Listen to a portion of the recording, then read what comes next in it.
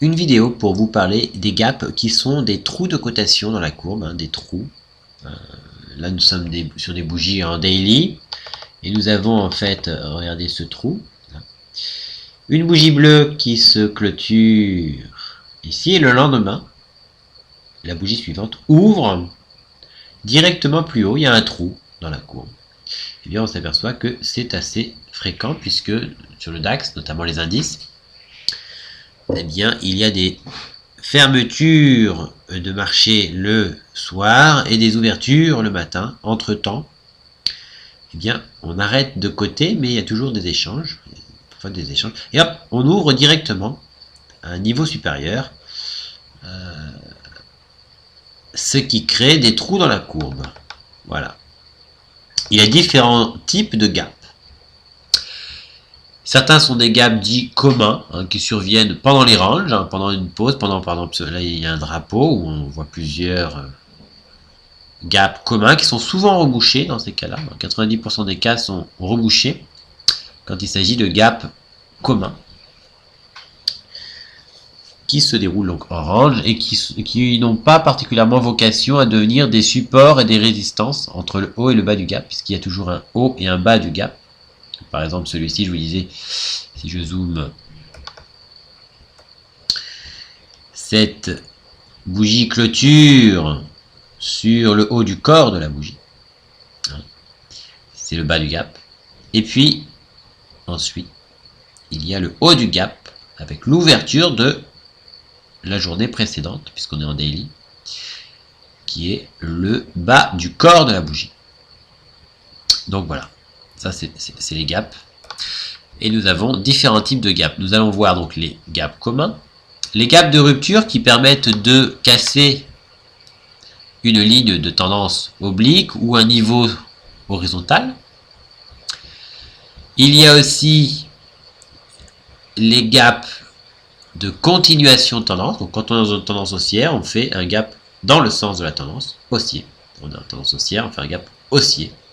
C'est des gaps de continuation de la tendance. Et puis il y a des gaps de confirmation de la tendance, c'est-à-dire que pendant que nous sommes en tendance haussière, on fait un gap dans l'autre sens, donc un trou vers le bas, qui est juste, par exemple, pendant une annonce, ou quelque chose, un petit mouvement de panique, mais qui permet aux investisseurs de se repositionner sur un niveau intéressant pour refermer le gap. Donc ces gaps-là sont refermés assez rapidement, alors que les gaps de continuation ne sont pas toujours rebouchés. Regardez ici, il n'a pas été rebouché.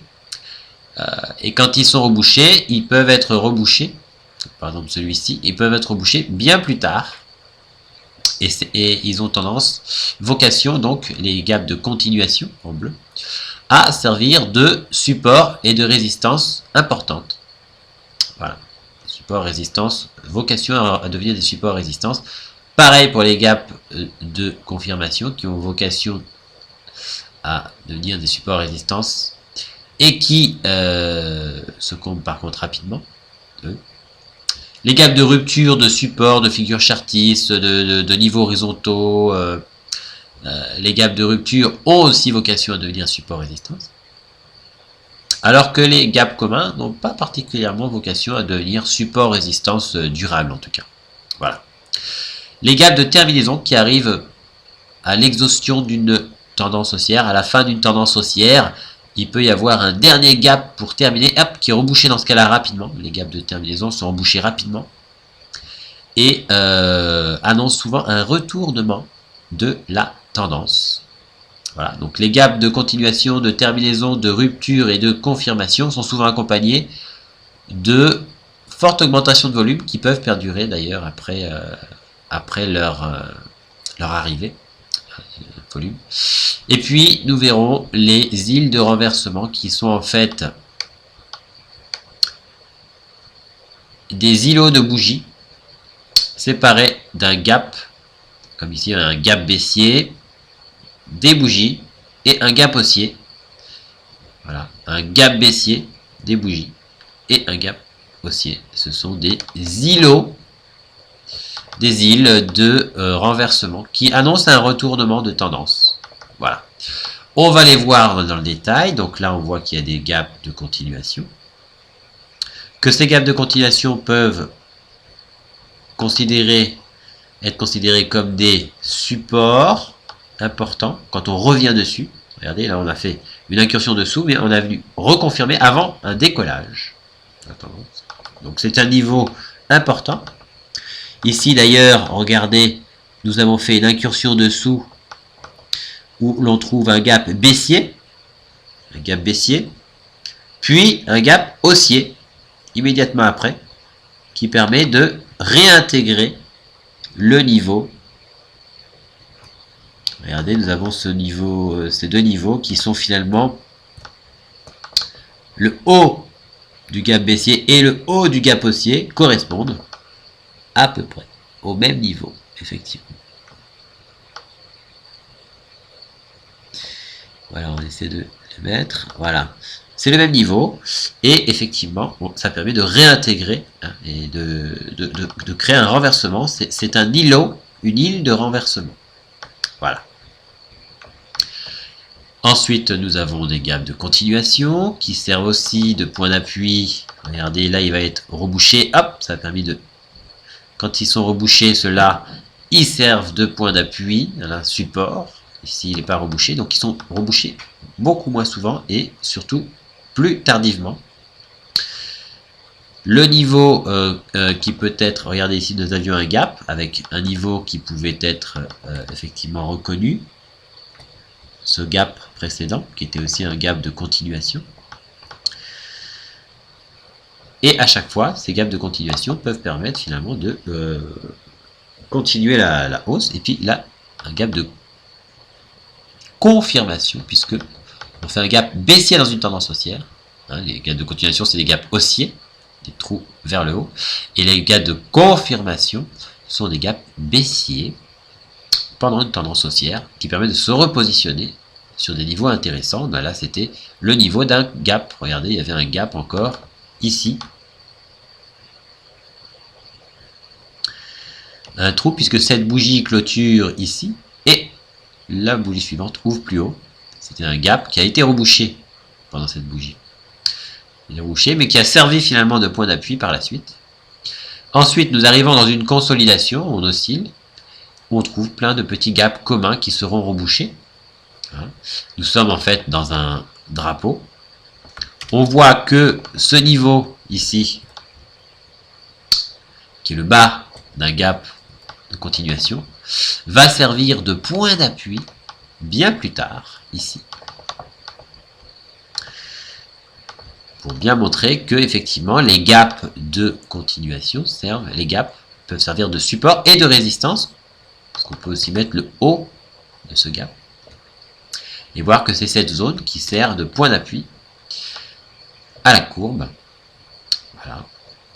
Ensuite, nous sommes dans un énorme drapeau, dans un plus grand drapeau, où tous les petits gaps, hein, j'en ai peut-être oublié, finissent par être rebouchés. Celui-ci est rebouché aussi.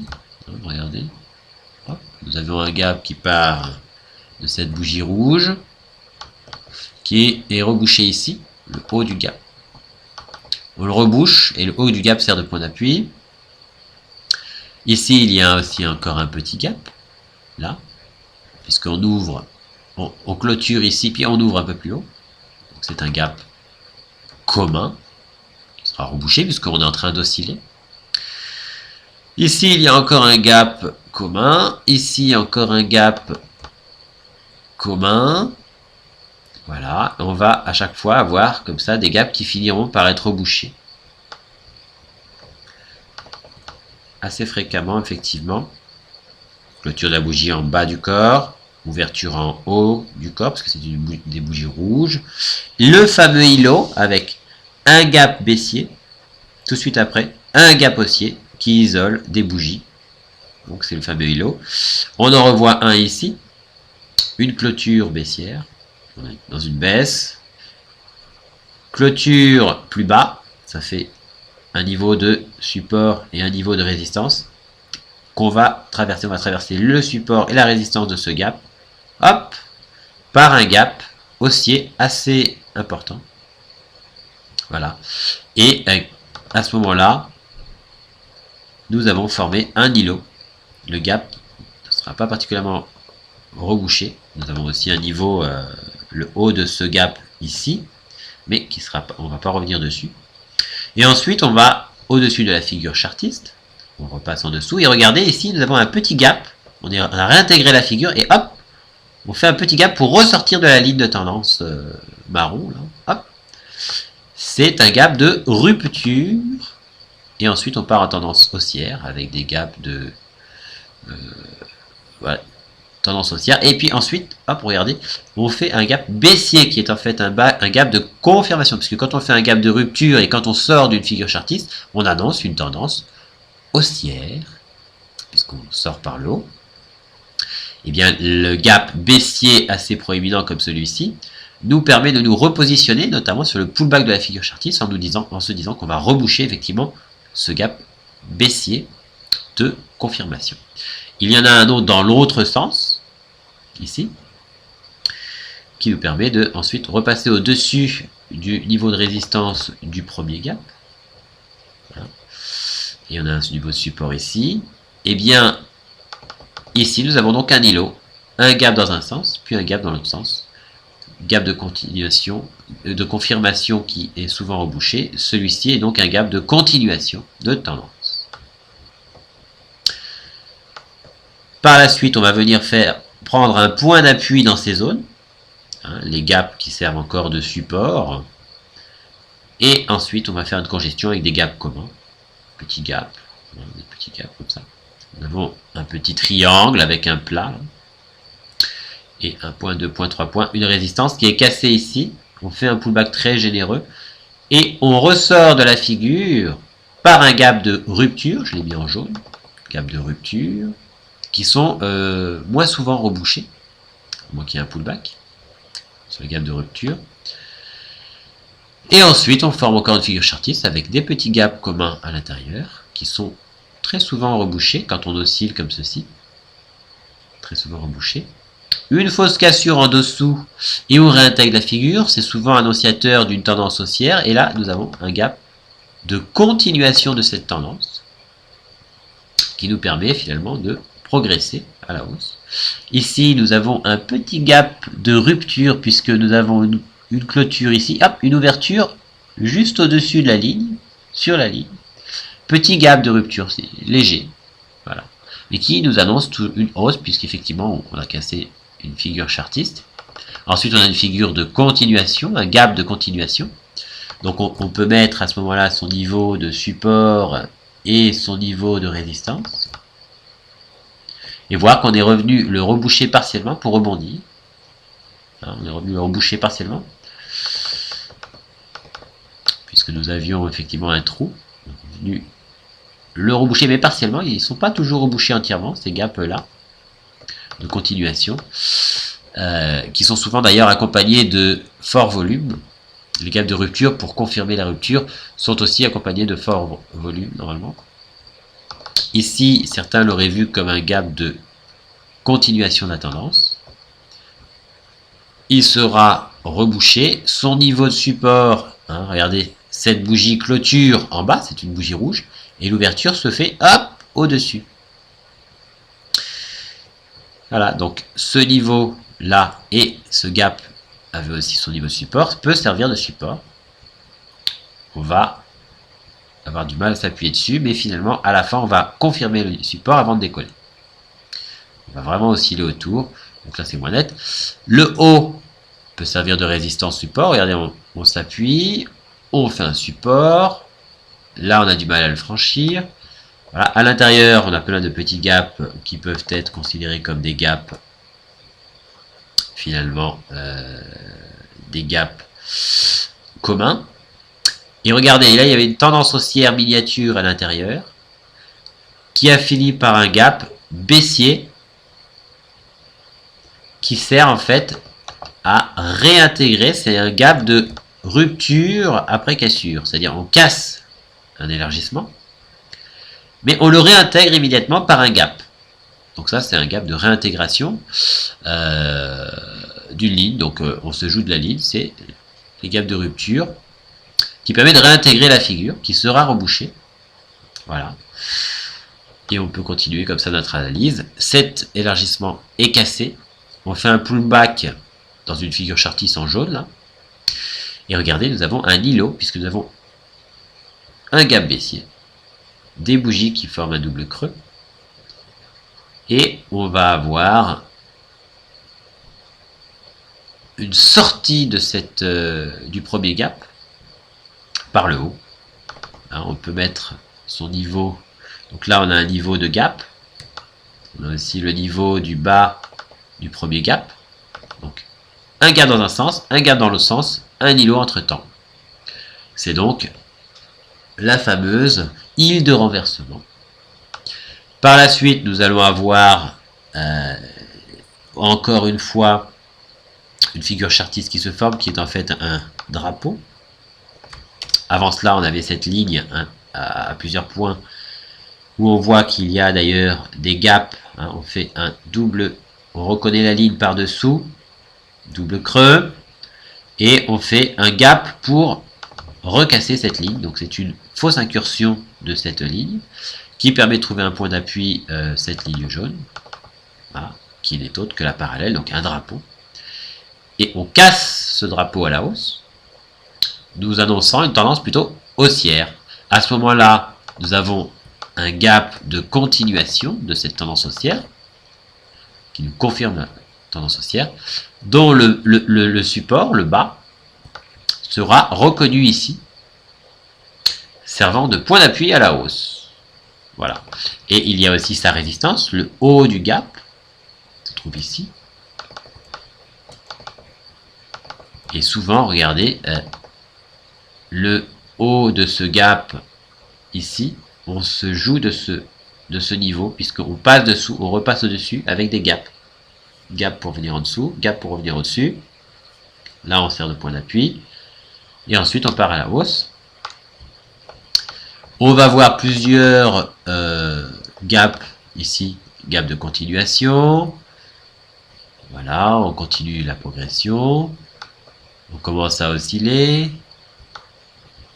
Voilà, donc ensuite on va avoir des oscillations plus ou moins grandes. Ce niveau-là est un gap de continuation, donc on peut se dire que c'est peut-être un niveau important. Donc, sur la clôture de la bougie, je peux mettre effectivement comme ceci le niveau. Et attendre de voir si ce niveau peut servir, même dans l'historique. On voit que ça marque les esprits, regardez.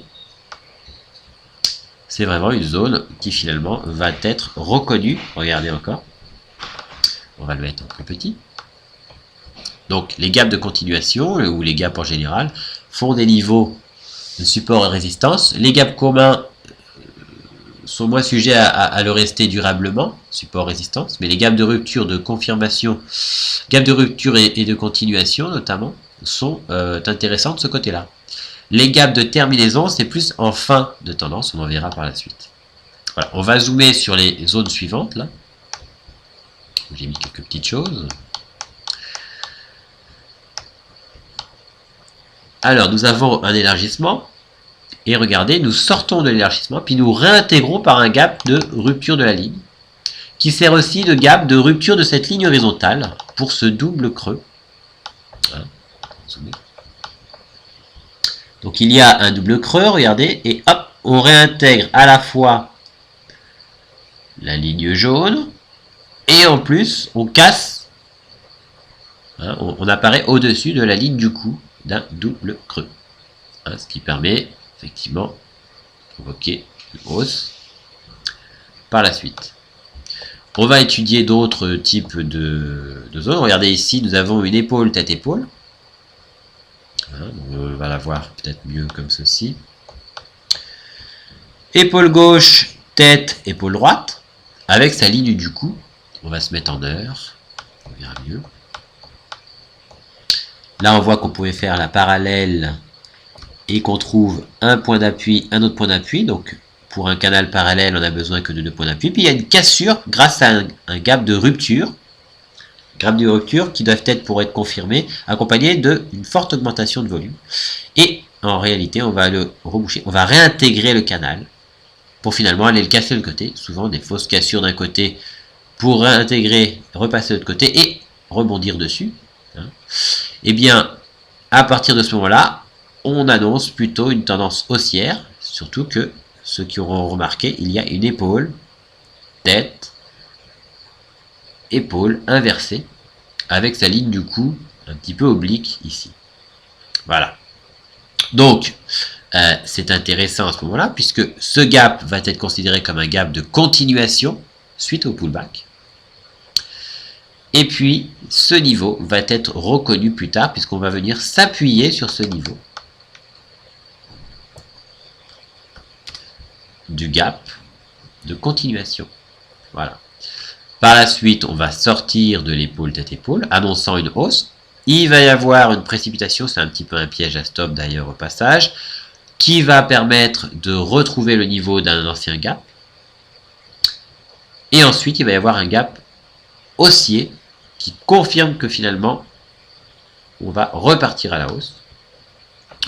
Et par la suite, on va reproduire la ligne du cou oblique de l'épaule tête-épaule, on l'avait reproduit par-dessous.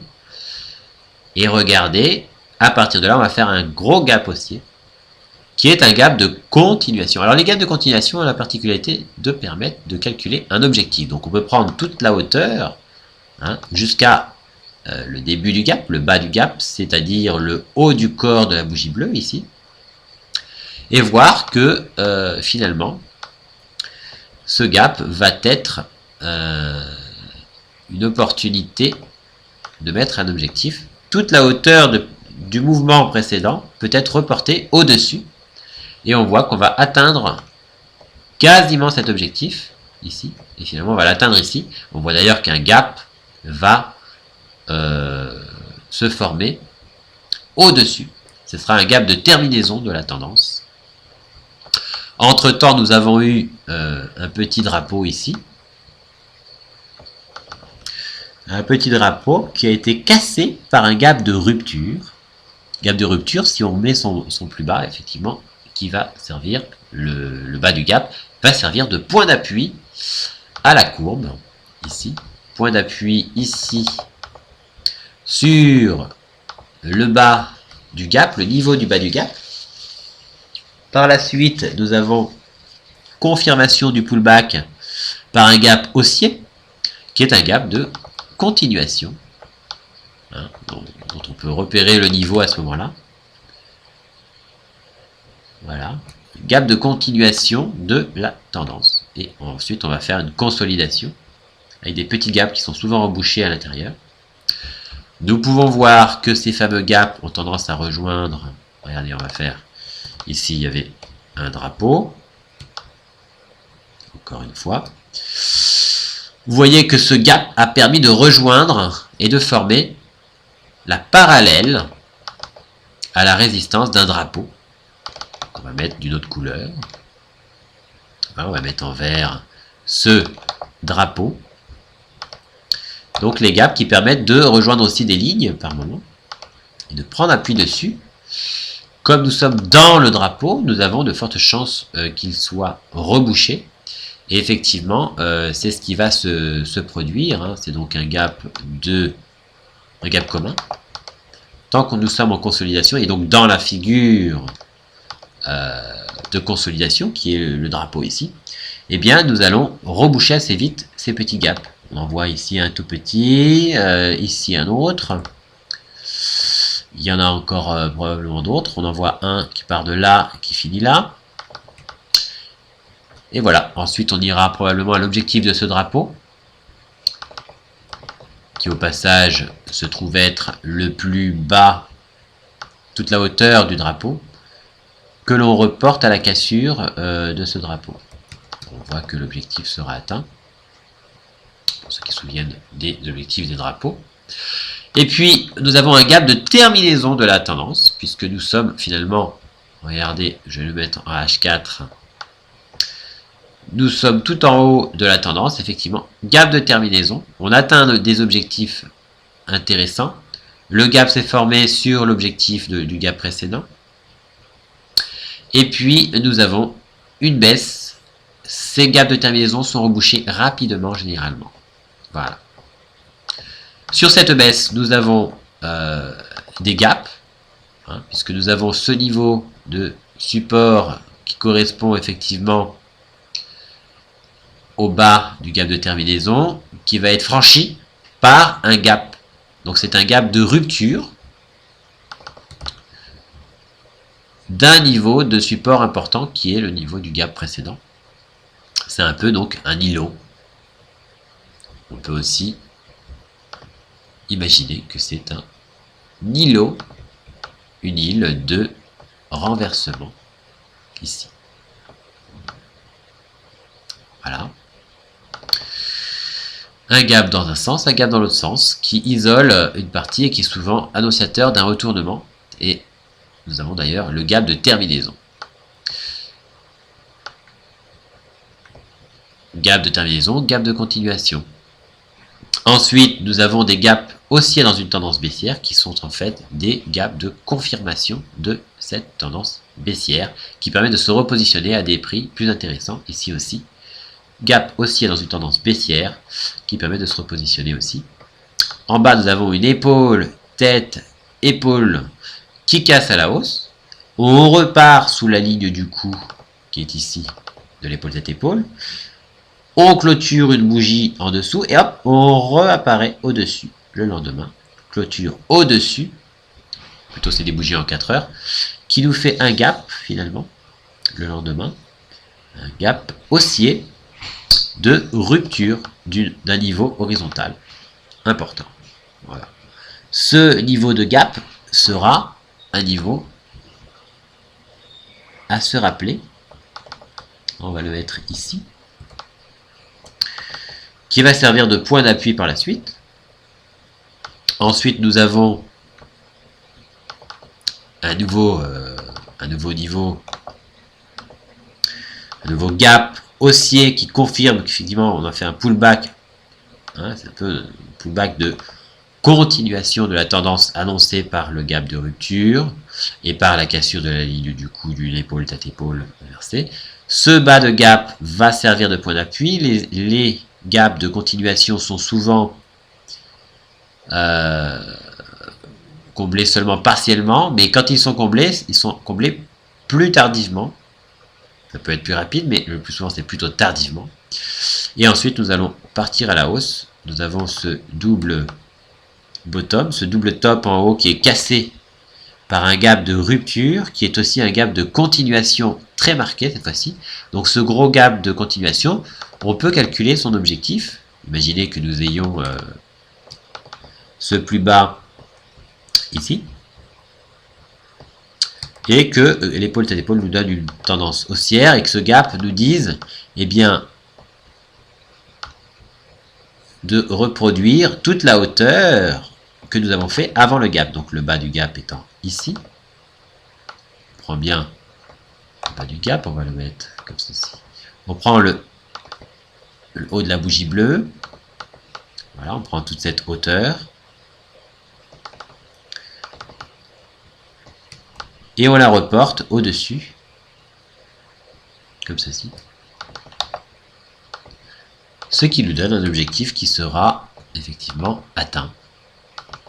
Façon de calculer un objectif par rapport au gap. Voilà.